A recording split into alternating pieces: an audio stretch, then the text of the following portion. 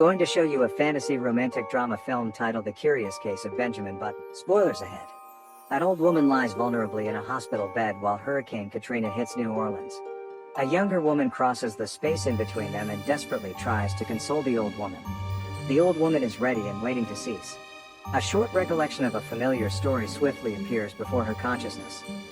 A visually impaired watchmaker in New Orleans had a son who has been deployed on the battlefield. When his son left, all he did was work on the town's most prominent watch.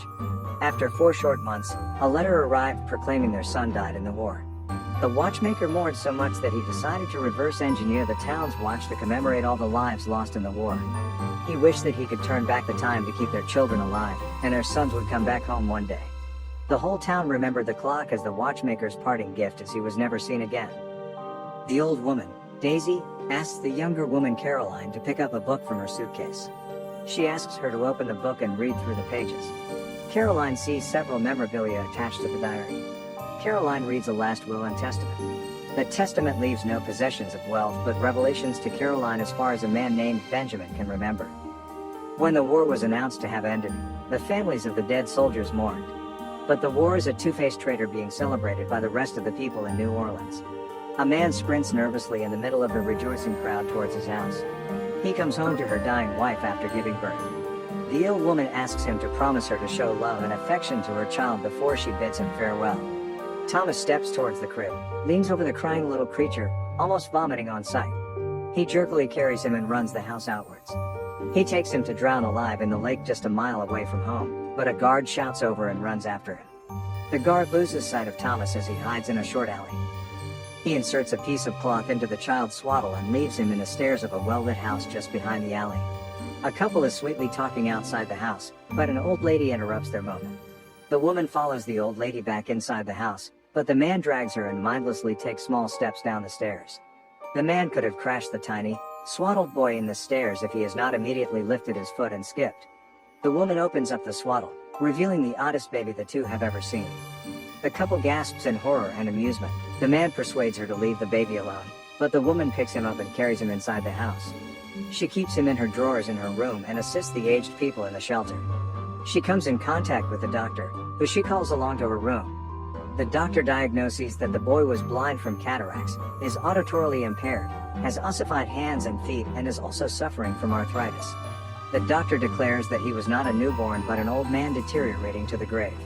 Queenie feels necessarily pitiful that she wants to keep him, but the doctor warns her that not everyone is meant to survive. Queenie carefully takes the baby to the shelter where the aged people gather and names the little boy Benjamin. Benjamin finds a home as Queenie raises him in the shelter. Growing up, Benjamin lived the first few years of his life thinking he was also in his twilight years, just like the people in the shelter. He was the playful old man who can only move his limbs with a wheelchair. Queenie stands by him as he aged into youth. One night, Queenie takes Benjamin to a faith healer. She asks to be prayed over to start bearing a child and clear Benjamin from what she called the devil's curse. The healer asks him to rise from his wheelchair, but Benjamin falls down. He manages to rise again and takes little steps. The healer collapses and dies and rejoices at Benjamin's victory that night. The shelter has regular visits from birthdays and deaths, and Benjamin witnesses how people come and go, leaving him wondering why death hasn't taken him yet. Benjamin becomes acquainted with a pygmy man who takes him to train trips and parks. The pygmy man leaves him alone in crutches, where Benjamin spends the whole night walking himself home. Benjamin thought it was one of the best days of his life. On Sundays, the families of the aged people visit the shelter for Thanksgiving. One of the elderly women introduces Benjamin to her granddaughter, Daisy, an adorable auburn girl with blue eyes. He falls in love the moment she met Daisy. After serving the Thanksgiving lunch, Queenie announces that she is going to have a baby. While Benjamin is dealing with the news, Daisy starts opening up and playing to Benjamin. One night, the two light up a candle under a bed down the basement and reveal secrets to each other. Benjamin admits that he was not as old as he looked, and Daisy believes he was different. Daisy's grandmother catches and scolds the two of them for misbehaving. When Daisy left, Benjamin gets back to getting acquainted with older people. One lady teaches him how to play the piano. As time goes by, Benjamin notices more changes taking place in his body. One day, he visits a port with another old man and is hired to work in the boat. The work in the sea excites the odd Benjamin.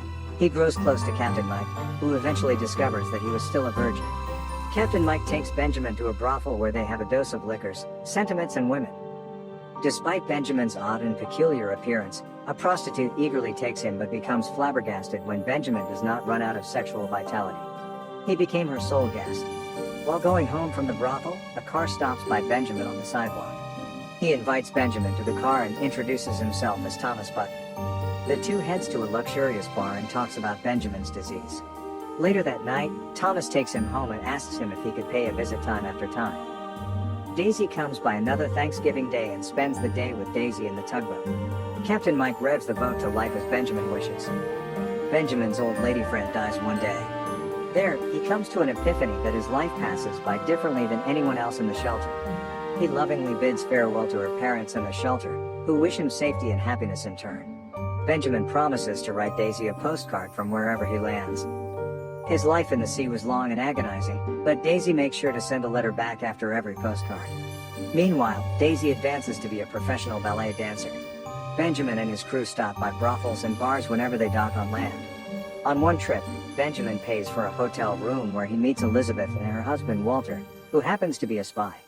One night when he had trouble dozing off, he gets acquainted with Elizabeth. They find solace with each other countless nights, meeting at the hotel lobby every night when he couldn't sleep and when she doesn't have her husband around her. Benjamin falls in love with the married Elizabeth. Benjamin admits the unfortunate news to Daisy. Even though Daisy is making significant progress with her career, the news broke her heart. Benjamin spends many nights with Elizabeth, where he sinfully ends up making love to her. Their affair is too blissful to be true until one night, Elizabeth no longer meets him in the lobby of their own little world. Benjamin learns to deal with losing Elizabeth when the war starts to break out back in the sea. The crew is preparing for salvage, but their tugboat has been caught in between the military distress. The opponents kill their captain and some of the crew, and the tugboat crashes in despair. Benjamin is, fortunately, alive and bids goodbye to the friendships who died along with the tugboat. Benjamin comes back home to the shelter where he sees the happy, old Queenie. Despite the sorrow on the sea and the death in the shelter, both of them are immensely grateful and apologetic at the same time. One lonely morning, Daisy visits the shelter. Daisy hugs Benjamin, but Benjamin dwells that Daisy was just a girl when he left, but a beautiful woman had taken her place when he came back. Daisy and Benjamin head out for a night to reconnect, and Benjamin finds himself falling in love with a gracefully dancing Daisy, who kisses and seduces him before the night ends. She goes home disappointed as Benjamin adamantly rejects him. The following night, an old friend Thomas passes by the shelter and takes Benjamin for a dinner where he admits his affection for Benjamin as a company. He takes Benjamin to the button factory, where he reveals that Benjamin is his son. He tours her around his house and introduces an old picture of Benjamin's mother, Caroline. Benjamin leaves Thomas' house confused and pained. Later, he comes back to the Buttons' mansion and picks him up for an early trip to the lake, where Thomas lets go of his life. Benjamin heads to New York for Daisy's show. He once again falls in love with the graceful Daisy on stage. After the show, he pays her a backstage visit.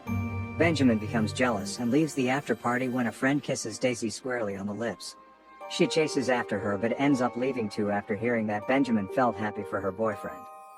Benjamin spends his days touring with his motorcycle and repairing things in the shelter. One day, he receives a sad letter and heads to a hospital in Paris. Daisy is suffering from multiple injuries after being hit by a taxi days ago. Benjamin wants to take her home, but Daisy asks him to stay out of his life. The broken Benjamin dealt with the agony through countless one-night stands. Daisy reconnects with Benjamin one day where they end up making love that night. The two spend their years passionately making love at different places, in different weather. Eventually, Benjamin's disease starts complicating their relationship. Daisy worries that Benjamin will wake up to an old lady one day, but she shrugs it off, knowing he loved her enough. The news of Queenie's death breaks Benjamin and Daisy but moves on after time. Benjamin sells his father's mansion to live his years with Daisy in their own duplex, where they endured and outlived all the sorrows from the years they missed. The loss of youth caused Daisy great pain, but she promises Benjamin to accept aging as it is. Daisy opens up her own ballet class and reveals that she is carrying Benjamin's child. Benjamin grows excessively worried that the baby might end up like him or he might not be able to father the baby at all. Daisy eases him off by swearing that she will make things work for their family. 9 months later, Daisy triumphantly gives birth to their first child and names the child after his mother, Caroline. Caroline becomes angry after the diary's revelation but continued reading through the pages. The gravity of Benjamin's disease started to show when he realized that their child needs a father and not a playmate. Even though he loved his wife and daughter, he decides to leave them with all his inheritances to live in the direction his disease is taking him. Caroline puzzles out all the notes of regrets and the postcards her father has sent throughout her life. She learns that her father Benjamin spent the rest of his life away from them in vain in different places. One day, the teen-looking Benjamin decides to see Caroline and Daisy, but he discovers that she remarried the man who fathered Caroline. Daisy and Benjamin spent their last passionate night together at a hotel. The years went through without seeing each other. One forlorn day, a man calls Daisy to hand out Benjamin's diary. The authorities find and take Benjamin back to the shelter. In his last years, the teen-looking Benjamin keeps playing a familiar tune on the piano, suffering from dementia. The old Daisy takes care of the demented young Benjamin until the government of Louisiana replaced the town's watch. Oddly enough, his forgetful and agonizing years came to an end. The hurricane completely broke out of New Orleans when Caroline finished reading the diary. When the city was flooded, the story of Benjamin and a reverse-engineered watch had been washed away.